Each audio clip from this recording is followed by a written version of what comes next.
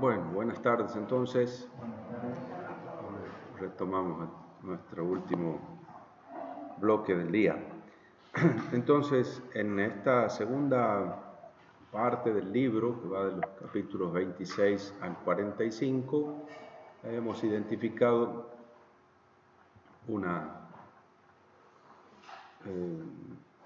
doble movimiento que va desde el 26 al 36 y el 37 al 44, digamos.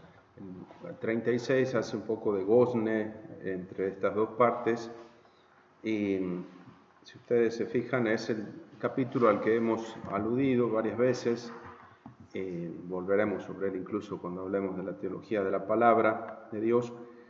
Pero comienza diciendo: el año cuarto del reinado de Joaquín, hijo de Josías, el rey de Judá, de nuevo el mismo año 605, lo mismo que decía el capítulo 25, en el año de la batalla de Carquemish, 605. Así que las tropas de Babilonia vencieron en esa batalla, vencieron a las de Asiria y a las de Egipto, y se aseguraron el dominio de la región, ¿no? Esto que decía Jeremías respecto de Nabucodonosor, esta mañana cuando hemos examinado esos capítulos 27, 28 y 29, son capítulos posteriores, digamos, posteriores cronológicamente a este capítulo 36, ¿verdad? Esos eran en épocas de Sedecías, ahora volvemos a la época de Joaquín, ¿no? Pero entendemos ahora por qué Nabucodonosor es visto así ya como señor de todo el Medio Oriente antiguo, en cuyas manos Dios ha puesto todos los países, sus habitantes, todos, hasta los animales, dice el texto, ¿no? Entonces, aquí 36, 29, ese texto que dice que ¿por qué le reclama el rey? ¿Por qué escribiste en él que el rey de Babilonia vendrá con toda seguridad, destruirá este país y hará desaparecer de él todos los hombres y animales? Efectivamente, esto que ya se presagia en la victoria de Nabucodonosor en la batalla de Carquemish. Aquí entonces esta unidad, capítulo 36, que vamos a ver como que se contrapone con un díptico así, con Segundo de Reyes 22. Cuando uno lee este texto, resuena el texto de Josías y el descubrimiento del rollo de la Torá. Joaquín va a aparecer como una anti-Josías, así como Josías se estremeció ante el descubrimiento de la palabra del Señor, se estremeció ante la palabra del Señor y se dispuso a obedecer. Aquí Joaquín no solo no obedece, sino que busca anular la palabra de Dios, destruyendo el libro que la contiene e intentando también dar muerte a los portavoces, a Jeremías y a Baruch, profetas que la proclaman, escribas que lo registran por escrito. Pero la palabra del Señor aparece indestructible y resurge de sus cenizas más fuerte que nunca. La palabra escrita es el gran protagonista de este relato y revela también cómo sobrevivirá la palabra cuando el profeta ya no esté, esto que decíamos al comienzo. Toma un rollo de pergamino y escribe en él todas las cosas que te he comunicado sobre Israel, sobre Judá y sobre todas las naciones, desde el día en que comencé a hablarte, desde los tiempos de Josías hasta el día de hoy. Tal vez al enterarse el pueblo de Judá de toda la desgracia que pienso provocarle, se convierta cada uno de su mala conducta y yo pueda perdonarle su culpa y su pecado. De nuevo, siempre la intención de Dios con todo esto, aún con las amenazas más espantosas que pronuncia el profeta, siempre busca la conversión, a ver si así se arrepienten, ¿no? Noten cómo comienza: toma un rollo de pergamino y escribe en él todas las cosas que te he comunicado. Es decir, a lo largo del capítulo se van a repetir varias veces las alusiones a ese objeto material que es el libro, ¿no? Con dos términos fundamentalmente: el término rollo, Megilá, que es el artefacto material, digamos, ¿no? es un rollo de pergamino. Megillah, la raíz gil, redondo, enrollar, ¿no? Galilea viene de ahí, ¿no es cierto? Galaad viene de ahí, ¿no es cierto? Todo lo que es redondo con gal, Megillah. Y otras veces se refieren a ese libro como Sefer. Sefer, normalmente traducido por libro, que sería un documento escrito, podríamos decir, ¿no es cierto? Que puede tener varias formas. Un documento escrito puede ser en una piedra, en una estela, en un monumento, en un rollo de pergamino, en un trozo de papiro, lo que fuera, en un sefer. Sefer por eso sería un documento escrito, ¿no? Un escrito. Sefer en la raíz safar, que es contar, en el doble sentido de contar números, o contar piedritas, o contar billetes, o contar, de narrar, ¿no? Ahí viene mispar, número, ¿no? En mispar, no es innumerable. Entonces, con esas dos palabras, con esos dos términos se va a referir. Y van a ver ustedes, cuando lean el texto completo, vean las veces que se menciona al rollo o al libro y el protagonismo que tiene, ¿no? Versículo 4. Entonces Jeremías llamó a Baruch, hijo de Nerías, y Baruch escribió en el libro, ahí está, al dictado de Jeremías, Bepimi Yirme Yahu, dice, de boca de Jeremías, es decir, a medida que va moviendo la boca, el otro va escribiendo, es decir, al dictado, o sea, diríamos nosotros, de Jeremías, todas las palabras que el Señor le había comunicado. Entonces, son palabras de Jeremías, son palabras que Dios le ha comunicado. Después, Jeremías ordenó a Baruch, yo no puedo ir al templo porque se me ha prohibido, preséntate tú y en el día de ayuno, lee en presencia de la gente que se encuentra en la casa del Señor todas las palabras del Señor que has escrito en el rollo bajo mi dictado. Deberás leerlas en presencia de todo Judá que ha venido desde sus ciudades. Se trata de un día de reunión, de súplica comunitaria, ¿no es cierto?, de súplica nacional, acompañada de un día de penitencia, de ayuno. Ojalá se postren suplicantes en presencia del Señor y cada uno se convierta de su mala conducta, porque la ira y el furor con que el Señor se ha dirigido a esta gente es muy grande. No podría haber ocasión mejor, se trata de gente que va en actitud penitencial, supuestamente, en un día de duelo, a suplicarle al Señor. Lo más lógico sería que aceptasen allí reconocer las causas de sus propios, de las desgracias que están sufriendo, ¿no? Entonces, además es un día en que puede tener mayor alcance, ¿no? Es la hora de mayor rating, digamos, ¿cierto? Entonces, en esa hora, en ese día, le manda Jeremías a su secretario Baruch que lea las palabras allí en el templo. Baruch, hijo de Nerías, procedió en todo conforme a lo que el profeta le había ordenado y leyó en el templo del Señor el libro de las palabras del Señor. El libro de las palabras del Señor. En el 9º mes del año 5º del reinado de Joaquín, hijo de Josías y rey de Judá, toda la población de Jerusalén y toda la gente que venía a Jerusalén desde las ciudades de Judá convocaron un ayuno en presencia del Señor. Y entonces Baruch, hijo de Nerías, leyó en el libro las palabras de Jeremías en el templo del Señor, en las dependencias de Gamarías, hijo del secretario Safán, en el patio de arriba que da a la puerta nueva de la casa del Señor, en presencia de toda la gente. La ubicación precisa del asunto, ¿no? Noten ustedes que en el versículo 8 dice, leyó en el templo del Señor el libro de las palabras del Señor. En el versículo 10 dice, en cambio, las palabras, en el libro las palabras de Jeremías, cómo se intercambian las dos expresiones. Cuando Miqueas, hijo de Gamarías y nieto de Safán, oyó todas las palabras del Señor que estaban en el libro, bajó al palacio real y fue a la sala del secretario. Allí estaban reunidos todos los ministros, Elisama el secretario, Delayas hijo de Semellas, el Natán hijo de Ajobor, Gamarías hijo de Safán.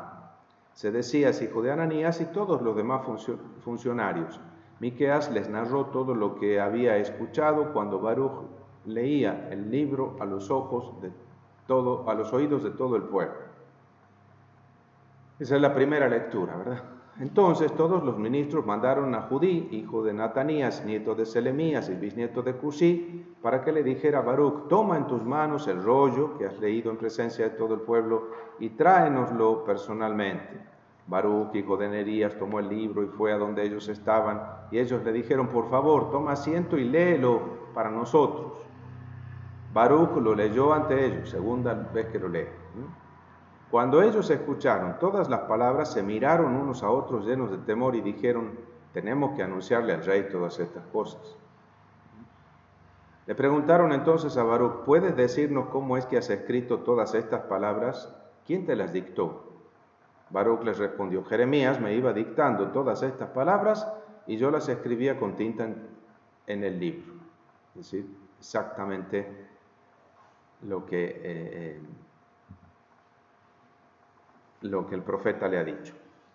Entonces, fíjense, al margen de la exactitud histórica o la vericidad, digamos, es decir, el carácter verídico del relato, lo que interesa es cómo el libro de Jeremías nos presenta su propio origen.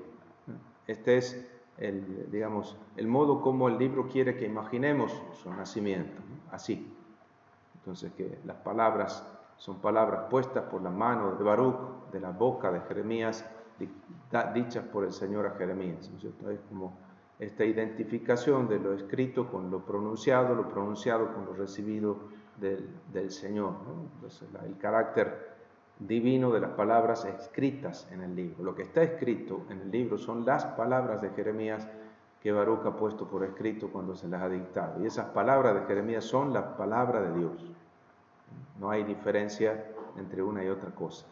Vale decir que fíjense cómo aunque el profeta no puede estar presente pronunciando las palabras que resuenan, leídas del libro, son las palabras del profeta. Es decir, son las palabras de Dios. Pero yo estoy leyendo en este momento esas palabras de este libro. Es decir, que se está reproduciendo en este instante la misma escena. En este instante se reproduce la misma escena, es decir, la misma estructura comunicativa, la misma situación comunicativa que se da allí se está dando aquí. Y entonces este libro, que contiene las mismas palabras que Baruch puso por escrito, este libro está siendo leído delante de otra audiencia. Y este libro espera de esta audiencia lo mismo que esperaba Jeremías de su audiencia original. Entonces, aunque el profeta no esté presente, su palabra sigue resonando y es la misma palabra de Dios la que suena hoy. Esa es la idea teológica del libro, ¿verdad? Los ministros dijeron a Baruch: tú y Jeremías vayan a esconderse y que nadie sepa dónde están. Ahí saben perfectamente. Fíjense, ahí están los amigos de Jeremías, los de la Secretaría de Estado. Después se presentaron ante el rey en la corte y le informaron sobre todas estas cosas mientras habían dejado el libro en la sala en custodia del secretario Elisama. Por si acaso lo guardan, lo ponen a resguardo el libro, ya sospechan lo que puede llegar a ser el loquito del rey. Entonces el rey mandó a Judí para que tomara el libro y éste lo tomó de la sala de Elisama, el secretario. Después Judí leyó el libro en presencia del rey y de todos los ministros que se encontraban de pie junto al rey. Tercera lectura del libro. ¿Cómo reaccionará el rey? Se estremecerá ante la palabra del Señor, se rasgará las vestiduras en señal de penitencia, se arrepentirá de todos los males que había hecho, se esforzará por cumplir todo lo que el libro le pide y convocar a que todo el país oiga y obedezca a la palabra. Como era el mes 9, diciembre, el rey estaba en la residencia de invierno y había un brasero ardiendo delante de él. Cuando Judí terminaba de leer 3 o 4 columnas, el rey las cortaba con el cortaplumas del escriba y las iba arrojando al fuego del brasero. hasta que todo el rollo se consumió en el fuego del brasero. Pero ni el rey ni ninguno de los servidores tuvieron miedo, ni se rasgaron las vestiduras cuando escucharon todas estas cosas. Lo subraya el relator. A pesar de que el Natán, Delayas y Gemarías rogaron al rey que no quemara el rollo, él no les hizo caso.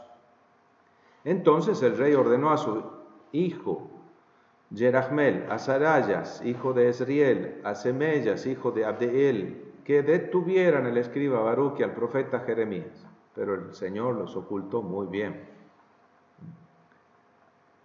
Después de que el rey quemara el rollo con las palabras que Baruc había escrito al dictado de Jeremías, la palabra del Señor le llegó a Jeremías. Consíguete otro rollo y escribe en él todas las palabras que estaban escritas en el primer rollo, el que quemó Joaquín, rey de Judá. Además le dirás a Joaquín, rey de Judá, así ha dicho el Señor, tú quemaste este rollo diciendo, ¿por qué escribiste en él que el rey de Babilonia vendrá con toda seguridad, destruirá el país y hará desaparecer de él a los hombres y a los animales? Por eso, así dice el Señor acerca de Joaquín, rey de Judá, no habrá nadie que le suceda en el trono de David, y su cadáver quedará expuesto al calor del día y al frío de la noche. A él, a su descendencia y a sus ministros les haré pagar sus culpas. Haré recaer sobre ellos, sobre los habitantes de Jerusalén y sobre la gente de Judá, toda esta desgracia con la que los había amenazado sin que ellos escucharan. Jeremías consiguió otro rollo, se lo dio al escriba Baruc, hijo de Nerías, y éste escribió en él al dictado de Jeremías todas las palabras del libro que había quemado Joaquín, rey de Judá, y además fueron añadidas otras muchas palabras por el estilo. Bueno, así entonces están las cosas en la época de Joaquín. No es muy halagüeño el panorama que se presenta, nadie quiere obedecer a la palabra del Señor. Y aquí empiezan entonces estos capítulos 37 al 34, que algunos han denominado la pasión del profeta. Pasión del profeta, pasión de la palabra de Dios, ¿no? Ambas cosas están amenazadas de muerte. Después de introducir, bueno, aquí entonces en esta sección se recogen los acontecimientos vividos por el profeta durante el sitio de Jerusalén. Ya vamos entonces de nuevo a la época de Sedecías. Nos adelantamos entonces 10 años, digamos así, 9 años, ¿no? O menos, un poquito menos, desde el 605, sí, 10 años. Entonces, hasta después de el comienzo del reinado de Sedecías y después hasta el sitio de Jerusalén. Dice, en esta sección se recogen entonces los acontecimientos vividos por el profeta durante el sitio de Jerusalén, ya en el 588, y hasta la toma de la ciudad por las tropas caldeas. El rey Sedecías, empieza el texto, subió al trono en lugar de Jeconías, hijo de Joaquín, porque Nabucodonosor, rey de Babilonia, lo impuso como rey de Judá. Entonces, estamos ahí en el 597 ya. Pero ni él, ni sus servidores, ni la gente del país escucharon las palabras del Señor que habían sido comunicadas por medio del profeta Jeremías.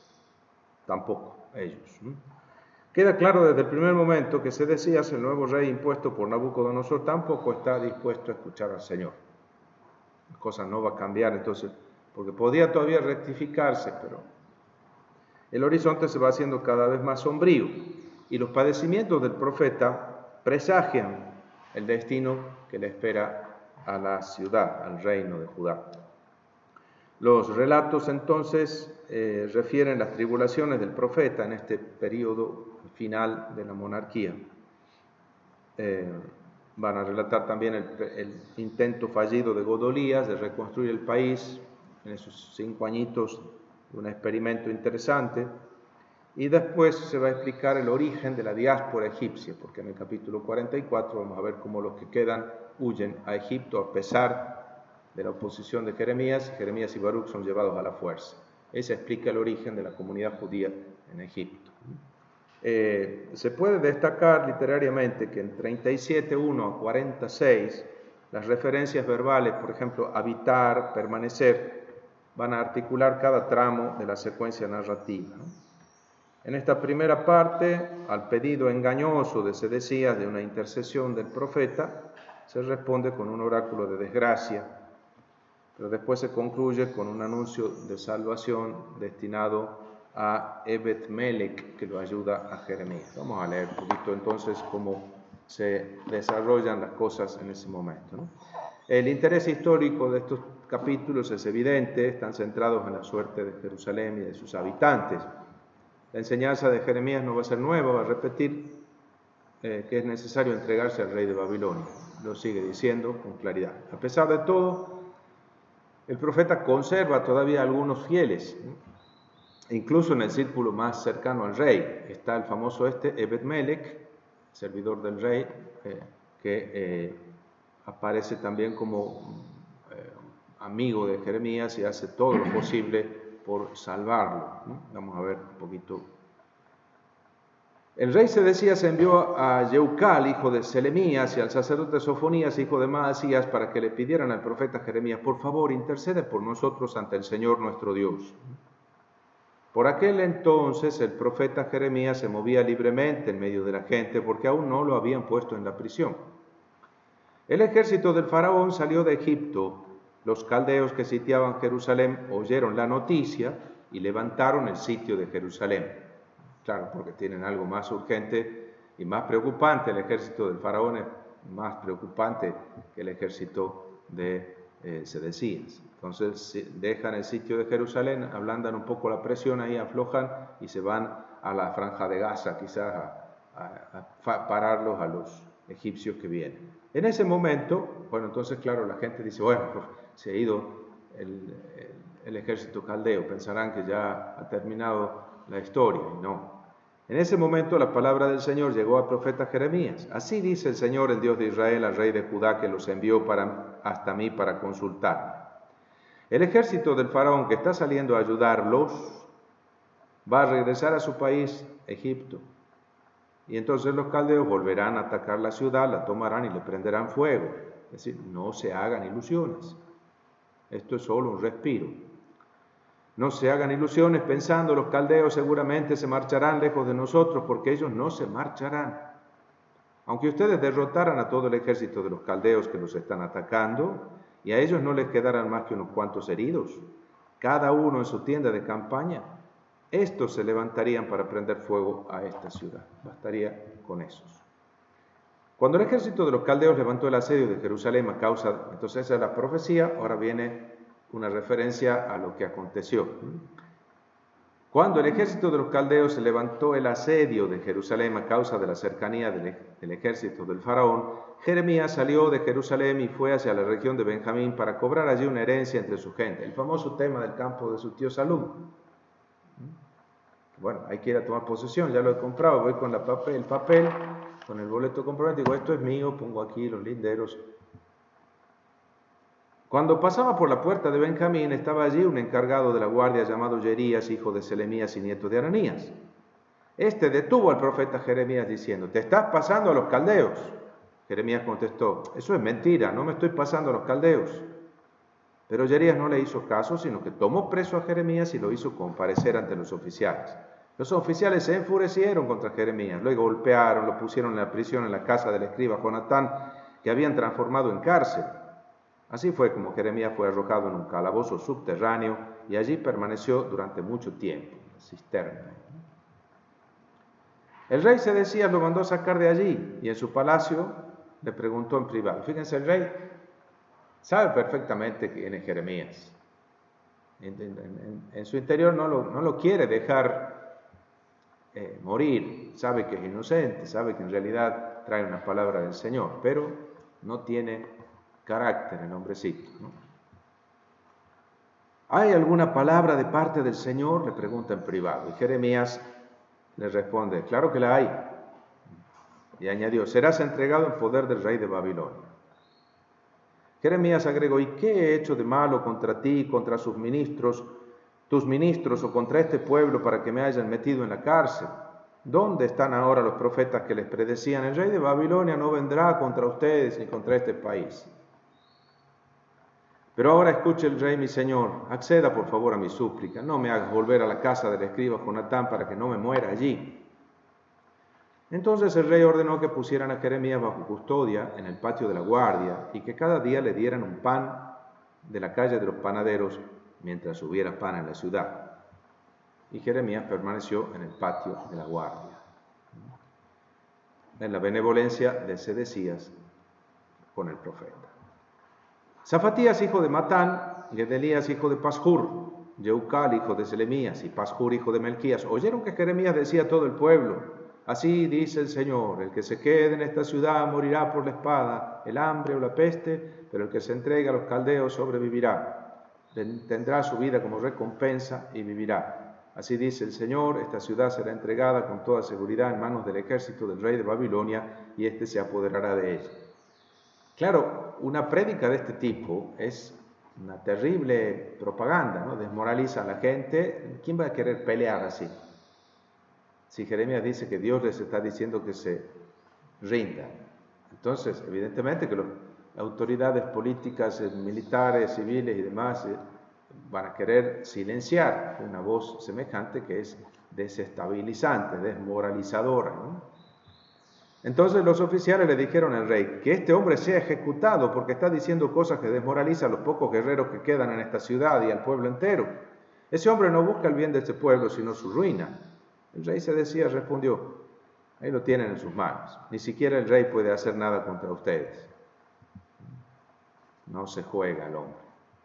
Entonces ellos arrojaron a Jeremías al pozo de Malquías, hijo del rey, que está en el patio de la guardia, la cisterna, un aljibe, digamos, ahí con todo el barro en el fondo, ¿no es cierto? Lo bajaron con la ayuda de cuerdas. Bueno, milagro que no lo tiraron. En la fosa no había agua, sino barro, y Jeremías se hundió en él. El etíope Ebed-Melech, uno de los oficiales que estaba en el palacio, escuchó que habían arrojado a Jeremías al pozo, cuando el rey estaba en la puerta de Benjamín. Ebed-Melech salió del palacio y habló al rey en estos términos: Rey, señor mío, estos hombres han procedido mal en todo lo que han hecho con Jeremías arrojándolo al pozo, donde morirá de hambre porque ya no hay pan en toda la ciudad. Entonces el rey ordenó al etíope Ebed-Melech: toma bajo tus órdenes a 3 hombres de aquí y saca al profeta Jeremías del pozo antes de que se muera. Ven cómo ninguna circunstancia va a reducir al silencio al profeta Jeremías. Sus adversarios solo buscan su muerte. 7 veces se repite en este relato el verbo morir. A pesar de su proximidad con el profeta, el rey no tiene el valor de seguir sus consejos. Se deja manejar más bien por las presiones del partido a favor del apoyo egipcio, el partido filo egipcio. Pero él debe saber que será el responsable de la catástrofe de la nación. Y así se lo hace saber Jeremías. Bueno, lo sacan al pobre, hacen allí con unos trapos, lo sacan, le hacen ponerse debajo de los sobacos unas ropas viejas y con unas cuerdas lo tiran para arriba, y Jeremías permaneció en el patio de la guardia.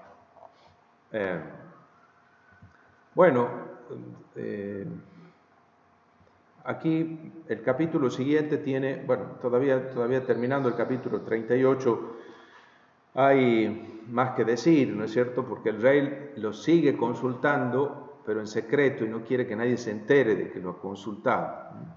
El rey Sedecías mandó que llevasen al profeta Jeremías a la tercera entrada que hay en el templo del Señor, y el rey le dijo a Jeremías: te voy a pedir una cosa, no me ocultes nada. Jeremías contestó a Sedecías: si te digo la verdad, seguramente me vas a matar, y si te doy un consejo, no me vas a escuchar. Pero el rey Sedecías le juró en secreto a Jeremías: te juro por el Señor que nos ha dado esta vida, que no te mataré ni te entregaré a estos hombres que buscan tu muerte. Entonces Jeremías dijo a Sedecías: así dice el Señor Dios Todopoderoso, el Dios de Israel: si de veras te entregas a los generales del rey de Babilonia, entonces sobrevivirás tú y esta ciudad no seguirá consumida por el fuego, vivirás tú y tu familia. Pero si no te entregas a los generales del rey de Babilonia, esta ciudad será entregada en poder de los caldeos, que le prenderán fuego, y tú tampoco podrás librarte de sus manos. Es la última oportunidad que tenés. Es que me preocupan los judíos que se han rendido a los caldeos. No quiero que estos me entreguen a ellos y ellos se burlen de mí. Pero ¿y qué preferís? ¿La burla o la muerte? Digo yo. Bueno, Jeremías respondió, no te entregarán, por favor, escucha la voz del Señor en esto que te estoy diciendo. Así te irá bien y salvarás tu vida. Es in extremis ya, la última posibilidad. Pero bueno, el rey Sedecías, terminando versículo 24, dijo a Jeremías que nadie se entere de estas cosas o morirá. Si los jefes llegaran a saber que yo he hablado contigo y vienen a verte y te dicen, cuéntanos qué le has dicho al rey, y el rey, ¿qué te ha dicho? No nos ocultes nada y no te mataremos. Y tú les responderás, le he presentado mi súplica al rey para que no me mande de vuelta a la casa de Jonatán para morir. Eso, decirle que me has pedido simplemente que te deje aquí. Bueno, capítulo 39 es el desenlace fatal de esto. El relato del capítulo 39 va a jugar con el contraste entre dos actitudes. Mientras que el rey teme perder la vida por seguir la palabra de Dios y termina en manos de los caldeos, el profeta arriesga su vida por fidelidad a la palabra del Señor y sobrevive a la destrucción de la ciudad. Está clarito cuál es la actitud que hay que seguir, ¿no es cierto? Entonces, el cumplimiento de la desgracia anunciada por el profeta lo acredita como profeta auténtico. Nabucodonosor va a tomar la ciudad, la va a destruir, y el castigo para las autoridades del reino y para su capital corresponde al delito de alta traición, por no honrar los compromisos de la alianza. Ellos tenían firmado un tratado de vasallaje con los caldeos. No es el mismo tratamiento que le dio a Jeconías, porque el jovencito Jeconías no había tenido tiempo ni de hacer tratado con nadie, había poquitos meses que se había muerto su padre. Por eso simplemente lo manda al exilio. Pero este tenía su palabra dada, su firma puesta en el documento. Bueno, vale la pena leer el texto. Dice, el 10º mes del 9º año del reinado de Sedecías, rey de Judá, llegó Nabucodonosor a Jerusalén, junto con todo su ejército, y la sitiaron. El día 9 del 4º mes del 11º año del reinado de Sedecías fue abierta una brecha en la ciudad. Todos los generales del rey de Babilonia entraron y ocuparon el área de la puerta central. Ya están metidos adentro, está Nebuzardán en la ciudad. Versículo 4. Cuando los vio Sedecías, rey de Judá, él y todos los soldados emprendieron la huida. Mala jugada. Salieron de la ciudad durante la noche, atravesando el jardín del palacio por la puerta que está entre las dos murallas, y se dirigieron hacia la Arabá, hacia el sur, hacia el Mar Muerto, digamos. Las tropas de los caldeos los persiguieron y alcanzaron a Sedecías en las estepas de Jericó. Bueno, ha dado la vuelta, ¿no es cierto? Lo tomaron prisionero y lo llevaron hasta Riblá, en la región de Hamat, ante Nabucodonosor, rey de Babilonia, que pronunció sentencia contra él. Entonces el rey se ha quedado en Ramá, al norte, que es como la primera estación, en la deportación hacia Babilonia, es Ramá. Allí se queda el rey y manda a su general la invasión de la ciudad. Pero dicta sentencia entonces contra el rey. Allí, en Riblá, dice, el rey de Babilonia mandó degollar a los hijos de Sedecías ante su mirada, y también degolló a todos los nobles de Judá. Mata a todos sus cercanos y les obliga a ver la ejecución de sus seres más queridos y más cercanos, y después le arranca los ojos. Es decir, que la última imagen que te quede sea la de la muerte de tus amigos. A Sedecías le sacó los ojos y lo ató con cadenas de bronce para llevárselo a Babilonia. Los caldeos incendiaron el palacio real y las casas del pueblo y derribaron las murallas de Jerusalén. Nabuzardán, jefe de la escolta real, se llevó cautivos a Babilonia al resto de la población que quedaba en la ciudad, a los desertores que se habían rendido ante él y a la gente restante. Nebuzardán, jefe de la escolta real, dejó en el país de Judá, de entre la población, solo a los pobres, que no tenían propiedades, y ese mismo día les adjudicó fincas y campos. aquí diríamos, toda la reforma agraria que el libro del Deuteronomio había propuesto, termina realizándose a la fuerza, y son los propios enemigos, los caldeos, los que terminan repartiendo las tierras entre los pobres. Terrible. Nabucodonosor, rey de Babilonia, había dado a Nebuzardán, jefe de la escolta, esta orden respecto a Jeremías: tómalo bajo tu custodia, pero no le hagas ningún mal, más bien actúa con él conforme a lo que él te indique. Fíjense el contraste entre el tratamiento que le da a Sedecías, el rey, y el que le da a Jeremías, el profeta.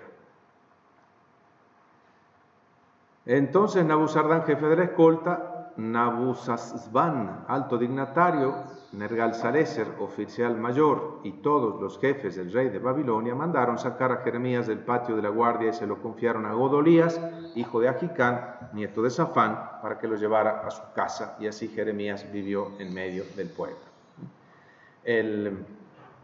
Hay otra versión en el capítulo 40 de esta misma historia, ¿no es cierto? Es un duplicado, dice que más bien lo encuentra el profeta en medio de la gente que se está yendo al exilio, ¿no? Dos versiones de la misma historia, pero el sentido es el mismo, ¿no?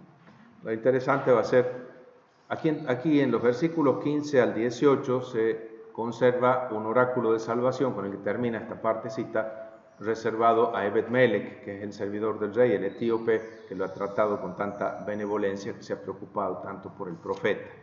Es decir, aquel que ha creído en la palabra del profeta y ha custodiado al profeta, que es lo mismo que custodiar la palabra. La palabra del Señor llegó a Jeremías mientras estaba aún en el patio de la guardia. Fíjense, aquí vuelve atrás, ¿no? Hay una especie de raconto.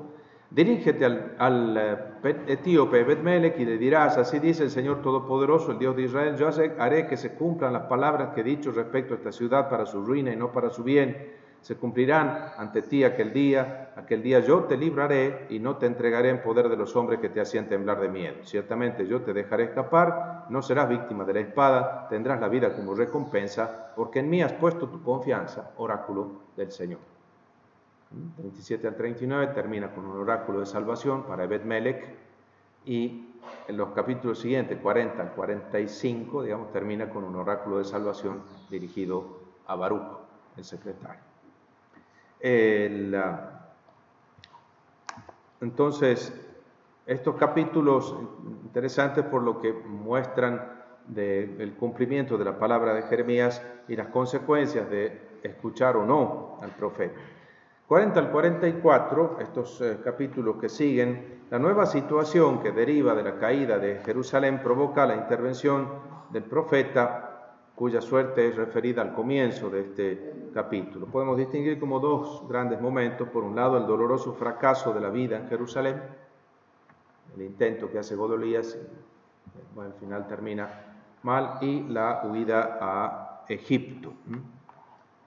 Palabra que llegó a Jeremías de parte del Señor después que Nebuzardán, jefe de la escolta, lo enviara desde Ramá, donde lo había rescatado, al encontrarlo atado con cadenas en medio del grupo de cautivos de Jerusalén y de Judá que eran deportados a Babilonia. Cuando el jefe de la escolta sacó a Jeremías, le dijo, escuchen las palabras del jefe del ejército: el Señor tu Dios decretó esta desgracia para este lugar y la llevó a cabo. El Señor actuó conforme a lo que había dicho, porque ustedes pecaron contra Él y no lo escucharon, les ha sobrevenido esto. Pero este señor, antes de ir al liceo militar, fue al seminario probablemente, ¿no es cierto? Porque habla como los levitas del Deuteronomio, ¿verdad? Es un discurso deuteronomista, ¿verdad? Pues ahora mira, yo te libero de las cadenas que te sujetan. Si quieres, puedes venir conmigo a Babilonia. Si vienes, yo velaré por ti. Si no quieres venir conmigo a Babilonia, no lo hagas. Mira, tienes todo el país por delante. Puedes ir a donde te parezca bueno y adecuado. Si no quieres volver conmigo, regresa con Godolías, hijo de Agicán y nieto de Safán, a quien el rey de Babilonia ha puesto al frente de las ciudades de Judá. Y quédate con él entre el pueblo. En fin, puedes ir a donde te parezca adecuado. El jefe de la guardia le dio provisiones y obsequios y lo despidió. Jeremías fue a Mizpá y permaneció con Godolías, hijo de Agicán, en medio del pueblo que había quedado en el país, la gente que quedó en el país. No son todos deportados. Al final la que ha sido deportada es sobre todo la élite dirigente del país, ¿no? Entonces, esos son los que han ido al exilio. Entonces, Godolías ha sido puesto al frente de Judá. El verbo es el mismo que se usaba para te establezco, te constituyo en autoridad por encima de las naciones. Aquí Godolías es constituido en autoridad por el rey Nabucodonosor por encima del país de Judá. Este episodio entonces ejemplifica entonces cómo esta palabra del Señor sucede. En lo narrado no encontramos citada ninguna palabra de Jeremías, ¿no es cierto? Dice, palabra que le llegó a Jeremías de parte del Señor, pero no encontramos realmente una palabra como tal, sino un acontecimiento como tal, ¿no? Lo que le sucede a Jeremías es un acontecimiento elocuente, y es la palabra de Nebuzardán la única que se pronuncia. En un momento fundamental de su vida, Jeremías comprende que el mensaje que el Señor le revela a través de este acontecimiento que lo involucra.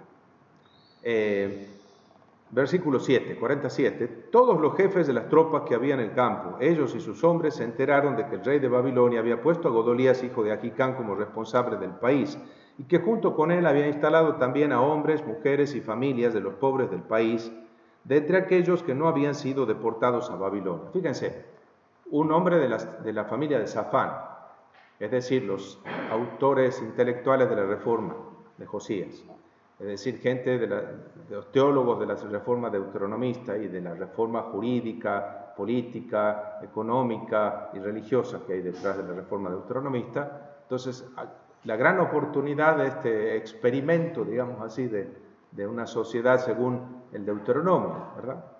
En la posibilidad que tiene aquí sin el aparato del rey, sin el Estado, ¿no es cierto? Pero ¿qué pasa? Ismael, hijo de Netanías, Juan y Jonatán, hijo de Careaj, Seraya, hijo de Tanjumet, los hijos de Fai, de Netofá, y Jesonías, hijo de Macatí, todos ellos con sus hombres fueron a Mizpá a ver a Godolías. Godolías, hijo de Agicán y nieto de Safán, le juró a ellos y a los hombres, no teman servir a los caldeos, habiten el país, prestando su servicio al rey de Babilonia y les irá bien. ¿Que sí? Pretenden entonces vivir bajo el paraguas del reinado de Nabucodonosor en la autonomía relativa que les ha ofrecido en el país. Yo, por mi parte, viviré en Mizpá para atender a los caldeos que sigan viviendo entre nosotros. Ustedes recojan vino, frutos, aceite, llenen sus despensas, quédense a vivir en las ciudades que han ocupado. Toda esta gente que había huido, se había ido al desierto, a los montes, o incluso se habían refugiado, como Ismael se había refugiado en Amón, junto al rey Baalis. También los judíos que estaban en Moab, entre los amonitas, en Edom y todos los países, oyeron que el rey de Babilonia le había dejado un resto, Sheerit, a Judá, y que había puesto al frente de ellos a Godolías, hijo de Agicán y nieto de Safán. Fíjense la idea del resto de nuevo, ¿no? Todo podría llegar a volver a comenzar. Esto está escrito desde la óptica de los que permanecieron en el país, desde la óptica deuteronomista, digamos, no desde la óptica sacerdotal de los que se fueron. Entonces todos los judíos regresaron desde todos los lugares en donde estaban dispersos, y una vez llegados al territorio de Judá junto con Godolías en Mizpá, recogieron vino y frutos en gran abundancia. A ver, no en el momento, sino que ese versículo está como resumiendo lo que pasó bajo varios años. Efectivamente, tienen que haber sido por lo menos 4 o 5 años de este tipo, de esta vida, ¿no? Juan, hijo de Careaj, y todos los jefes de las tropas que estaban en el campo fueron a ver a Godolías en Mizpá. Atentos aquí. Le dijeron, ¿te has enterado de que Baalis, rey de los amonitas, ha enviado a Ismael, hijo de Netanías, para quitarte la vida? Es decir, el rey de Amón está planeando rebelarse contra los caldeos y se ha ganado el favor de este Ismael, que es de estirpe real, de la familia de David, ¿cierto? Algún emparentado por ahí, y que no está contento con que este mostrenco, que no pertenece a la familia real, venga aquí a querer ocupar el gobierno Entonces, a este advenedizo. Entonces Juan, hijo de Careas, le dijo en privado a Godolías: mira, yo iré a matar a Ismael, el hijo de Natanías, sin que nadie lo sepa. Porque ¿por qué habría de quitarte la vida provocando la dispersión de todo Judá, que ha logrado reunirse en torno a ti para hacer desaparecer lo poco que le queda a Judá? Pero Godolías, más bueno que el pan, eso no dice la Biblia, lo digo yo, el hijo de Ahicam, le dijo a Juan, hijo de Careas: no hagas eso, porque lo que dices sobre Ismael es falso. No tiene pecado original el pobre Godolías y piensa que tampoco lo tiene el desgraciadito de Ismael. Pero sucedió en efecto que en el séptimo mes, el mes de Tishrit, el mes de séptimo es el mes de la fiesta de las cabañas, de Sukkot, la fiesta de la realeza de Dios y la fiesta en la que se celebra también digamos, la fiesta del reino como tal, ¿no es cierto? Entonces, ese día, sucedió en efecto que en el séptimo mes Ismael, hijo de Netanías y nieto de Elisama, que era de estirpe real, fue a Mizpá para ver a Godolías, hijo de Ahicam, junto con 10 hombres, y comieron todos juntos en Mizpá. Ismael, el hijo de Netanías, se levantó junto con los 10 hombres que estaban con él, e hirieron con espada a Godolías, hijo de Ahicam y nieto de Safán. Y así mató a quien el rey de Babilonia había puesto al frente del país. Ismael mató también a todos los judíos que apoyaban a Godolías en Mizpá y a los guerreros caldeos que se encontraban allí, todo el destacamento que había quedado de los caldeos. En una comida en la que ha invitado Godolías a celebrar la fiesta de Sukkot, allí aprovecha que los tiene a todos juntitos y los degüella a todos. Bueno, entonces vemos aquí cómo la caída de la monarquía y la destitución de la capital no es todavía el final de Judá. Aún hay vida y esperanza y el profeta va a intervenir para los que queden y acepten la oferta de salvación que el Señor les está haciendo. Este resto recibirá su atención y su palabra, la palabra de Dios, la palabra de Jeremías en esta sección y en el capítulo siguiente. Sin embargo, aparece también un episodio bien oscuro como este que acabamos de leer. Como Nabucodonosor había puesto a Godolías al frente del pueblo, Ismael lo asesina al considerarlo un aliado del imperio babilónico, y ese golpe de estado perpetrado por Ismael no va a quedar sin consecuencias. El grupo de judaítas que ha sobrevivido sabe que deberá responder ante el rey de Babilonia por el estrago que han cometido, y tiene miedo de enfrentarlo. Bueno, a pesar de haberse sido fieles a Godolías, es decir, a Babilonia, no están seguros de lograr convencer al rey de su posición y que no ha tenido nada que ver con el levantamiento. Entonces, Juan, hijo de Careas, y todos los jefes de las tropas que estaban con él se enteraron de todo el mal que había cometido Ismael, hijo de Netanías. Versículo 11. Reunieron a todos los hombres y fueron a luchar contra Ismael, hijo de Netanías. Lo encontraron junto al gran depósito de agua que está en Gabaón. Toda la gente que estaba con Ismael se alegró al ver a Juan, hijo de Careas, y todos los jefes de las tropas que lo acompañaban. Y toda esta gente que Ismael había llevado cautiva desde Mizpá, dio media vuelta y se pasó a Juan, hijo de Careas, mientras que Ismael, hijo de Netanías, huyó de Juan junto con 8 hombres y se dirigió hacia el territorio de los amonitas. Efectivamente, era Baalis, rey de Amón, el que lo había enviado a matar a Godolías. Juan, hijo de Careas, y todos los jefes de las tropas que lo acompañaban se hicieron cargo del resto de la gente de Mizpá, que habían rescatado de manos de Ismael. Eran guerreros valientes, mujeres, niños y oficiales que él había hecho volver desde Gabaón, donde los había llevado Ismael. Todos ellos marcharon y se instalaron en la posada de Camán, cerca de Belén, con la intención de continuar luego su camino hacia Egipto, lejos de los caldeos, porque les tenían miedo, dado que Ismael, hijo de Netanías, había asesinado a Godolías, hijo de Ahicam, a quien el rey de Babilonia había puesto al frente del país. Bueno, así entonces las cosas se arruinan, ¿no? Parecía que y se arruina el final de esta historia, ¿no? Bueno, así entonces terminan después en este resto que quedaba. El término resto, que aparece con frecuencia en estos 5 capítulos, es señal de una de las preocupaciones principales de todo el conjunto literario de estos capítulos 40 al 44. ¿Qué queda de Judá? ¿Qué va a quedar de Judá? ¿Hay esperanza para Judá? Bueno, hay una última palabra de consuelo para Baruch, que está en el capítulo 45. Andas buscando para ti algo extraordinario, no lo busques. Yo voy a traer la desgracia sobre todo ser viviente, pero tú confórmate con que te dé tu propia vida como botín en cualquier lugar a donde vayas. Así termina ese oráculo de salvación, provisto de una introducción bastante original, es el capítulo 45, versículos 1 y siguiente. Por su contenido, el oráculo este pequeño hace eco de algunos de los grandes momentos de la vida de Jeremías. Y en la edición de los 70, este es el capítulo final. Ocupa un lugar importante. Con este oráculo se cierra el libro de Jeremías en la edición griega, como queriéndole decir a sus lectores, todos aquellos que han escuchado, han acogido, han conservado, han venerado la palabra de Jeremías y la han reconocido en ella la palabra de Dios, salvarán su vida, ¿no? Bueno, ese pequeño oráculo de salvación con el que termina el libro. Nos quedan los oráculos de salvación, los oráculos contra las naciones, que están ahora en el capítulo 46 al 51, que eso los dejo para la lectura piadosa de ustedes. No sé si muy piadosa, pero los capítulos 46 y siguientes, que forman la última parte del libro y que hay que vincularlos con esa introducción que nosotros hemos visto que aparece en el capítulo 25, 13b a 38. ¿Se acuerdan que decíamos?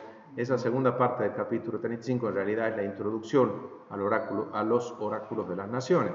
Habrán quedado separados porque se ha insertado ese bloque biográfico de los capítulos 26 al 45. ¿Alguna pregunta aquí, en esta partecita?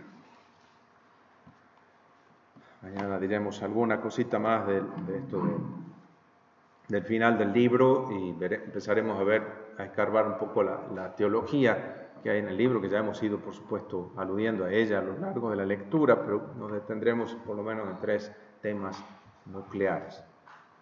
¿Preguntas? Una pregunta, pero un poco, tal vez excede el marco de esto, ¿no?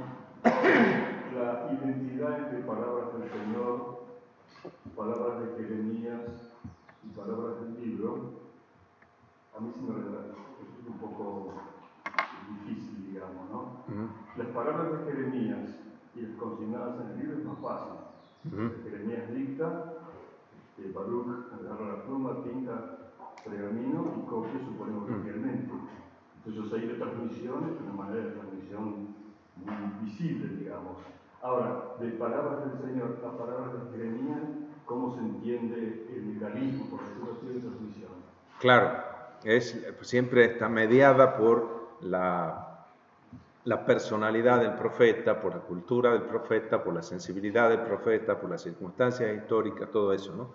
Pero bueno, justamente esa es la clave de la revelación bíblica, ¿no es cierto? Que la palabra eterna de Dios pueda encarnarse en una palabra humana tan concreta, tan limitada, tan condicionada como la palabra de un hombre. La identidad no se entendería de la misma manera, digamos, de Jeremías a Baruch y el rollo, que del Señor a Jeremías. Claro, sí, es decir, no se entiende, materialmente no, claro, materialmente no, pero precisamente por eso les decía yo que el capítulo 36 es, digamos, no hay que interpretarlo, digamos, como una narración exacta de cosas, sino como la verdad teológica que quiere transmitir. Es decir, esto que nos dice Jeremías es la palabra de Dios, ¿no? Entonces, no tanto por la exactitud verbatim, digamos, ¿cierto? Palabra por palabra, sino... Incluso en el cristianismo, el mismo Lutero sostenía la teoría del significado divino, digamos, ¿no? Claro, bueno, sí. En el Islam es casi lo doctrina oficial. ¿Perdón? En el Islam es prácticamente lo doctrina oficial. Claro, sí, pero... Y Mahoma escuchaba la vocecita, Claro. dictaba y escribía. Entonces no hay palabra de Dios y palabra de la escritura o del Corán se identifican enteramente. Claro. Pasos, Sí, efectivamente. ¿no? Entonces eso se prestaría a una interpretación fundamentalista, Claro, efectivamente. claro.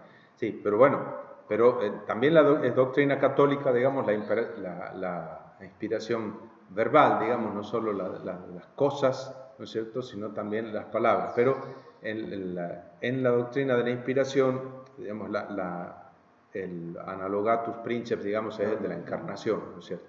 Entonces, se trata de una palabra que es toda divina y toda humana, ¿no? Y toda humana, y hay que subrayar el de toda humana también, ¿no es cierto? Y solo mordiendo todo el espesor humano de esta palabra se puede, digamos, llegar a libar la miel de la palabra divina que está en ella, ¿no? Pero bueno, creo que hay prueba suficiente toda la variedad de palabras, de estilos, de formas, de géneros y de ánimos y de tonos en los que está expresada la palabra para ver que cómo esa palabra divina se encarna de maneras tan diferentes y tan diversas. Me pregunto también porque me da la impresión de que en los últimos años hay una especie de rebrote de lectura fundamentalista en la Iglesia Católica, ¿no? Sí. La gente se bate a golpes de versículos, ¿no? Claro. Realmente fuera de todo contexto, ¿no? El contexto literario por empezar. Eso, sí. Así se puede hacer cualquier cosa, digamos. Efectivamente, si sí. para ti no hay Dios, antes mirar la Biblia dice que no hay Dios. Efectivamente, sí, por eso el esfuerzo que hemos hecho de contextualizar en primer lugar desde el punto de vista histórico, en segundo lugar desde el punto de vista literario, para recién decir, bueno, a ver, ¿qué nos dice este texto a nosotros? ¿Qué hay de mensaje teológico en todo esto? Pero hay que mantener como la tensión entre los dos polos, ¿no es cierto? No soltar ninguno de los dos, ¿no? Es decir, el monofisismo bíblico siempre está muy a la mano, ¿no es cierto? Y entonces aquí la encarnación será la clave para entender la manera como se dan estas dos cosas, ¿no? ¿Más preguntas por ahí? Aquí en el chat ninguna. Ninguna. Bueno. ¿O se han dormido o qué? ¿No? Bueno, muy bien entonces. Entonces, mañana redondearemos entonces esta última cuestión histórica y nos concentraremos en estos 2 días que quedan en los temas, en 3 temas fundamentalmente, ¿no? Los de una teología de la palabra, una teología de la historia, una interpretación profética de la historia y una teología del ministerio profético, digamos, también, ¿no? Por esas 3 bloques. Volveremos sobre los textos que hemos visto, ¿no es cierto?, evidentemente, y desde ahí intentaremos ver. Entonces mañana algo por lo menos diremos de estos capítulos 46 al 52, ¿no es cierto?, y sobre todo ese apéndice histórico que aparece allí al final del libro en la edición hebrea. Muy bien. Bueno.